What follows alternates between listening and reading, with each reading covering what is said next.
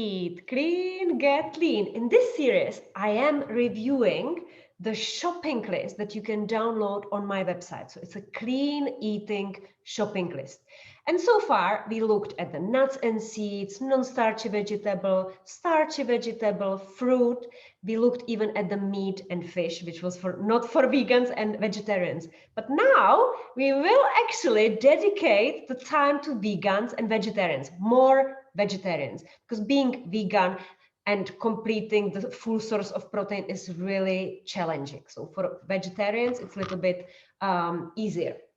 So if you look at the section of the additional source of protein, which is on the first page, you see that I mentioned Skyr, Greek yogurt, on kefir. So I will expand on that.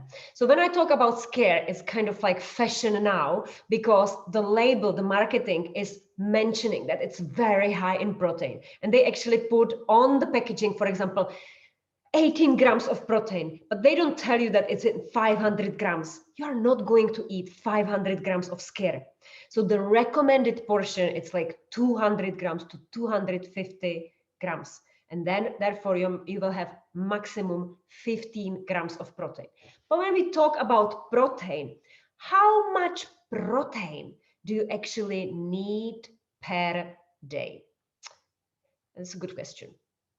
So if you are not exercising, if you are around the age of 40, you need 1 gram of protein for every kilo of your body weight.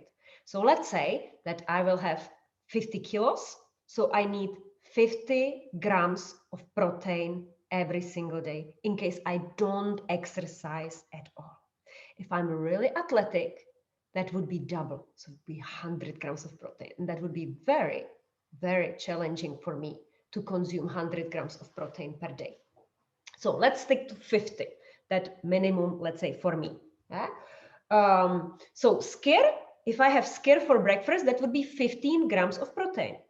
If I eat 3 meals per day, or if I eat only 2 meals per day, if I eat at 10 o'clock, and then, for example, at 4 o'clock, so only 2 meals a day, I have to make sure that my meal has 25 and 25. Yeah, so that's what I, for example, do. So I would have 250 grams of Skyr, and then if I'm vegan or vegetarian, I will have also a handful of nuts, or maybe 2 handfuls of nuts, because each handful of nuts is 4 to 6 grams of protein. Right? So let's make it easy. Let's say 5, right? So I will have 2 handfuls of nuts, which is 10 grams. So I got to 25. So my breakfast is good because the fruit that I'm going to have, it has no protein. Fruit has either fiber, it has sugar, and that's it. Then I mentioned here kefir. Kefir is actually my favorite because kefir has different set of probiotics, and these are 34 bifidobacteria strains. You can make your own kefir, but you can buy it in any supermarket in Switzerland, in Germany, in France. It has different names, and you can get in touch with me and I will tell you the brands that I recommend. Kefir is also high in protein, but not as high as the concentrated Skyr. So what you can do is, for example, soak 1 or 2 spoons of chia seeds in kefir overnight. So it's going to absorb the liquid from the kefir, and you make it higher in protein. And then you can add there, I don't know, whatever you feel, again, fruit, or you can have there additional nuts and seeds.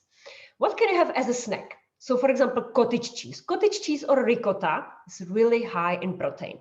So if you have cottage cheese with 1 spoon of tahini, which is basically the paste from the sesame seeds, and you have it with some vegetable, preferably non-starchy vegetable. Check the video where I mentioned the benefits of non-starchy vegetable, but even if you are not on a diet, you don't need to lose any belly fat, your blood glucose levels are fine, then dive into the starchy vegetable, like carrots, for example. And you can have it as a snack, as a dip, the cottage cheese. Hummus, yeah, so hummus is a wonderful source of protein. It's from chickpeas. However, chickpeas is going to make everybody fart. And if you are sensitive and if you are bloated on a regular basis, hummus is probably not the best choice for you. That's why so many vegans and vegetarians have digestive issues, irritable bowel syndrome, because they overeat on something that is high in lectins and their body cannot process it. It's a toxin. Yeah. And then if you are vegetarian and you eat eggs, that is a wonderful source of protein. All full spectrum of all of the amino acids, the building blocks of the protein. It's also high in choline, so it's improving the neurotransmitter acetylcholine. It's helping you to fall asleep because there are precursors. There is tryptophan, so precursor to the melatonin, the sleeping hormone. So it's wonderful. You can have it just before you go to sleep. You can have eggs for breakfast. You can have hard-boiled eggs in your salad for lunch or for dinner. Frittata with leftovers. Oh, it's just so many recipes that you can do with eggs. You can get in touch and I can share with you some recipes. And Parmesan. I really like Parmesan. It's a fermented cheese. It's high in protein and it's also high in calcium.